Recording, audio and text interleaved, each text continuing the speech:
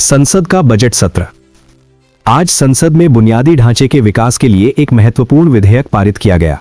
सरकार ने अगले 5 वर्षों में देश भर में 50 नए स्मार्ट कॉरिडोर बनाने की घोषणा की है। इस कदम से राज्यों के बीच व्यापारिक कनेक्टिविटी में अभूतपूर्व सुधार होने की उम्मीद है। विपक्ष ने फंड आवंटन को लेकर चर्चा की मांग की है, लेकिन डिजिटल गवर्नेंस पर सहमति बनी। नई राष्ट्रीय शिक्षा नीति का विस्तार। केंद्र सरकार ने आज उच्च शिक्षा में हाइब्रिड लर्निंग को अनिवार्य बनाने के नए निर्देश जारी किए हैं। अब कॉलेज के छात्रों को 30% पाठ्यक्रम ऑनलाइन माध्यम से पूरा करने की सुविधा मिलेगी। इसका उद्देश्य दूर दराज के इलाकों में गुणवत्तापूर्ण शिक्षा पहुंचाना और लागत को कम करना है। केंद्रीय शिक्षा मंत्री ने इसे डिजिटल इंडिया की दिशा में एक बड़ा कदम बताया है। चुनाव आयोग की घोषणा। आज चुनाव आयोग ने 3 प्रमुख राज्यों में होने वाले आगामी विधानसभा चुनावों की तैयारियों की समीक्षा की। आयोग ने मतदान केंद्रों पर बायोमेट्रिक प्रमाणीकरण को अनिवार्य करने का निर्णय लिया है, ताकि फर्जी मतदान रोका जा सके। सुरक्षा बलों की तैनाती के लिए गृह मंत्रालय के साथ एक उच्च स्तरीय बैठक भी आज संपन्न हुई। मतदान की तारीखों का अंतिम खाका तैयार कर लिया गया है और जल्द ही घोषणा होगी। राजधानी में अमृत महोत्सव। दिल्ली में आज आजादी के अमृत काल के तहत एक भव्य सांस्कृतिक उत्सव का आयोजन किया गया। प्रधानमंत्री ने इस अवसर पर देश के युवा वैज्ञानिकों और नवाचार करने वालों को संबोधित किया। उन्होंने 2047 तक भारत को पूर्ण विकसित राष्ट्र बनाने के संकल्प को दोहराया। कार्यक्रम में विभिन्न राज्यों की झांकियों ने भारत की सांस्कृतिक विविधता का प्रदर्शन किया। सीमा सुरक्षा अपडेट। आज रक्षा मंत्रालय ने उत्तरी सीमा पर तैनात सैनिकों के लिए नई स्मार्ट सर्विलांस प्रणाली का उद्घाटन किया। ये प्रणाली आर्टिफिशियल इंटेलिजेंस का उपयोग कर घुसपैठ की कोशिशों को तुरंत ट्रैक करने में सक्षम है। रक्षा मंत्री ने आज सीमावर्ती गांवों के विकास के लिए वाइब्रेंट विलेज प्रोग्राम की प्रगति की भी समीक्षा की। सेना प्रमुख ने सैनिकों के मनोबल को ऊंचा बताते हुए सतर्कता बरतने के निर्देश दिए हैं। अर्थव्यवस्था और व्यापार। शेयर बाजार का नया रिकॉर्ड। भारतीय शेयर बाजार ने आज 10 फरवरी को इतिहास रचते हुए अपने उच्चतम स्तर को छुआ। सेंसेक्स और निफ्टी में आईटी और बैंकिंग सेक्टर के शेयरों की भारी लिवाली के कारण उछाल देखा गया। विदेशी निवेशकों ने आज भारतीय बाजार में भारी निवेश किया है, जिससे निवेशकों की संपत्ति में करोड़ों का इजाफा हुआ है। विश्लेषकों का मानना है कि वैश्विक संकेतों के सकारात्मक होने से ये तेजी जारी रह सकती है। रुपए की मजबूती। आज अंतर्राष्ट्रीय मुद्रा बाजार में डॉलर के मुकाबले भारतीय रुपए में मजबूती दर्ज की गई।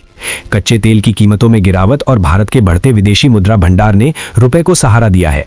आरबीआई की नई मौद्रिक नीतियों का असर भी आज बाजार में स्पष्ट रूप से दिखाई दिया। विशेषज्ञों के अनुसार ये निर्यातकों के लिए एक अच्छा संकेत है और इससे मुद्रास्फीति पर लगाम लगेगी। क्रिप्टो करेंसी पर नया नियम। भारत सरकार ने आज डिजिटल संपत्तियों और क्रिप्टो करेंसी के लेन देन के लिए नए सख्त नियम लागू किए हैं। अब सभी क्रिप्टो एक्सचेंजों को हर बड़े लेन देन की रिपोर्ट सीधे वित्तीय खुफिया इकाई को देनी होगी। इसका उद्देश्य मनी लॉन्ड्रिंग और साइबर अपराधों पर लगाम लगाना है। निवेशकों को सलाह दी गई है कि वे केवल पंजीकृत प्लेटफॉर्म्स के माध्यम से ही निवेश करें। स्टार्टअप इंडिया शिखर सम्मेलन। बेंगलुरु में आज देश का सबसे बड़ा स्टार्टअप शिखर सम्मेलन शुरू हुआ, जिसमें 500 से अधिक यूनिकॉर्न कंपनियों ने भाग लिया। सरकार ने उभरते उद्यमियों के लिए 5000 करोड़ रुपए के नए सीड फंड की घोषणा की है। आज कई विदेशी निवेशकों ने भारतीय एआई स्टार्टअप्स में गहरी रुचि दिखाई और करोड़ों के एमओयू साइन किए। इस आयोजन का उद्देश्य भारत को वैश्विक नवाचार का केंद्र बनाना है। जीएसटी संग्रह में वृद्धि। वित्त मंत्रालय ने आज जारी आंकड़ों में बताया कि फरवरी के शुरुआती 10 दिनों में जीएसटी संग्रह में 15% की वृद्धि हुई है। आर्थिक गतिविधियों में तेजी और बेहतर अनुपालन के कारण कर राजस्व में ये सुधार देखा गया है। विशेष रूप से विनिर्माण और सेवा क्षेत्र से प्राप्त कर में उल्लेखनीय बढ़ोतरी दर्ज की गई है। सरकार ने पारदर्शी कर प्रणाली के लिए डिजिटल बिलिंग को और अधिक प्रोत्साहित करने की बात कही है। विज्ञान और तकनीक। इसरो का नया मिशन। भारतीय अंतरिक्ष अनुसंधान संगठन इसरो ने आज एक नए संचार उपग्रह के सफल प्रक्षेपण की तैयारी पूरी कर ली है। इस उपग्रह का नाम GSAT-N3 है, जो ग्रामीण क्षेत्रों में 6G इंटरनेट सेवाएं प्रदान करने में मदद करेगा। आज श्रीहरिकोटा में रॉकेट के अंतिम चरण का परीक्षण सफलतापूर्वक संपन्न हुआ। ये मिशन भारत को वैश्विक उपग्रह बाजार में और भी मजबूत स्थिति में ले जाएगा। एआई आधारित स्वास्थ्य सेवा। आज स्वास्थ्य मंत्रालय ने एक नया एआई पोर्टल लॉन्च किया है, जो शुरुआती लक्षणों के आधार पर बीमारियों का निदान कर सकता है। ये तकनीक देश के प्राथमिक स्वास्थ्य केंद्रों से जोड़ी जाएगी, ताकि डॉक्टरों को तुरंत सहायता मिल सके। विशेष रूप से कैंसर और हृदय रोगों के शुरुआती संकेतों को पहचानने में ये पोर्टल क्रांतिकारी साबित होगा। सरकार का लक्ष्य इसे इस वर्ष के अंत तक 10 लाख नागरिकों तक पहुंचाना है। भारत में पहली बार फ्लाइंग टैक्सी। आज मुंबई में भारत की पहली इलेक्ट्रिक फ्लाइंग टैक्सी का सफल परीक्षण किया गया। ये टैक्सी भारी ट्रैफिक वाले क्षेत्रों में यात्रा के समय को 80% तक कम करने का दावा करती है। नागरिक उड्डयन मंत्रालय ने इसके लिए विशेष हवाई गलियारे बनाने की नीति पर काम शुरू कर दिया है। 2027 तक इसे व्यावसायिक रूप से शुरू करने की योजना है, जिससे शहरी परिवहन बदल जाएगा। क्वांटम कंप्यूटिंग में प्रगति। भारतीय वैज्ञानिकों ने आज क्वांटम कंप्यूटिंग के क्षेत्र में एक नई सफलता हासिल करने का दावा किया है। उन्होंने एक ऐसा प्रोसेसर विकसित किया है जो जटिल गणनाओं को पारंपरिक सुपर कंप्यूटर से 1000 गुना तेजी से कर सकता है। इस शोध को आज अंतर्राष्ट्रीय विज्ञान पत्रिकाओं में प्रमुखता से स्थान मिला है। ये तकनीक भविष्य में साइबर सुरक्षा और औषधि निर्माण में मील का पत्थर साबित होगी। Green hydrogen plant. आज गुजरात में देश के सबसे बड़े ग्रीन हाइड्रोजन प्लांट का उद्घाटन किया गया। यह संयंत्र पूरी तरह से सौर और पवन ऊर्जा पर आधारित है और शून्य कार्बन उत्सर्जन करेगा। सरकार ने आज नेशनल ग्रीन हाइड्रोजन मिशन के तहत सब्सिडी के नए प्रावधानों की घोषणा की है। भारत का लक्ष्य 2030 तक हरित ऊर्जा के क्षेत्र में आत्मनिर्भर बनना है। खेल जगत। क्रिकेट। भारत बनाम ऑस्ट्रेलिया। आज सिडनी में खेले गए रोमांचक T20 मैच में भारत ने ऑस्ट्रेलिया को अंतिम ओवर में हरा दिया। भारतीय कप्तान ने शानदार बल्लेबाजी करते हुए मैच जिताऊ अर्धशतक लगाया और प्लेयर ऑफ द मैच बने। भारतीय गेंदबाजों ने अंतिम क्षणों में सटीक यॉर्कर डालकर मैच का पासा पलट दिया। इस जीत के साथ भारत ने श्रृंखला में 2-1 से अजेय बढ़त बना ली है। Badminton championship. आज ऑल इंग्लैंड बैडमिंटन चैंपियनशिप के क्वार्टर फाइनल में भारतीय खिलाड़ियों का दबदबा रहा। पुरुष और महिला दोनों वर्गों में भारत के शीर्ष खिलाड़ियों ने अपने प्रतिद्वंद्वियों को सीधे सेटों में शिकस्त दी। खेल विशेषज्ञों का मानना है कि इस बार भारत स्वर्ण पदक का प्रबल दावेदार है। खिलाड़ियों ने अपनी फिटनेस और खेल की रणनीति में किए गए बदलावों को जीत का श्रेय दिया है। Football derby match.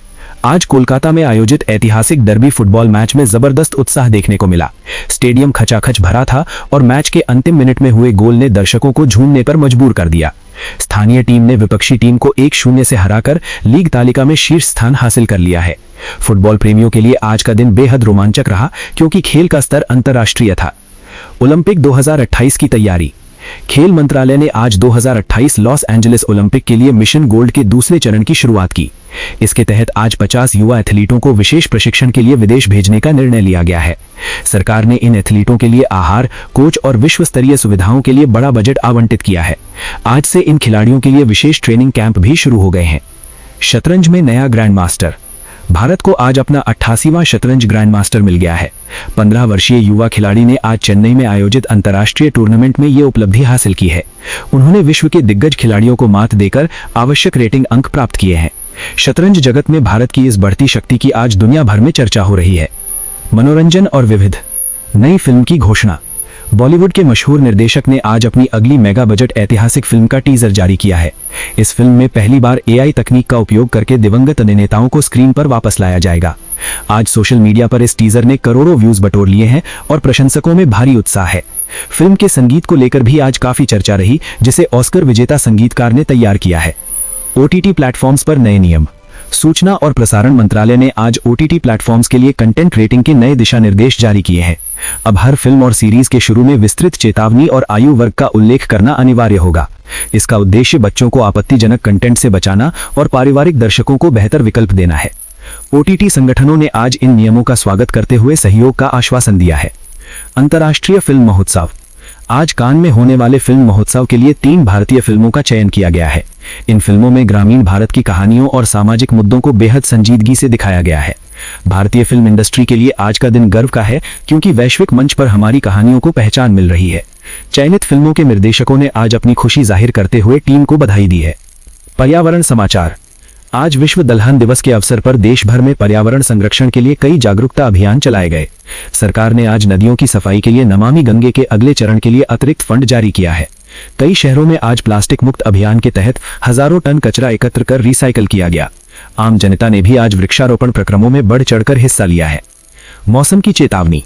मौसम विभाग ने आज उत्तर भारत के कई राज्यों में अगले 48 घंटों के लिए बारिश और ओलावृष्टि का अलर्ट जारी किया है। पश्चिमी विक्षोभ के सक्रिय होने के कारण तापमान में अचानक गिरावट आने की संभावना है। किसानों को अपनी फसलों को सुरक्षित रखने के लिए आज विशेष परामर्श जारी किया गया है। पहाड़ी इलाकों में आज हल्की बर्फबारी होने से पर्यटकों की भीड़ बढ़ने की भी खबर है।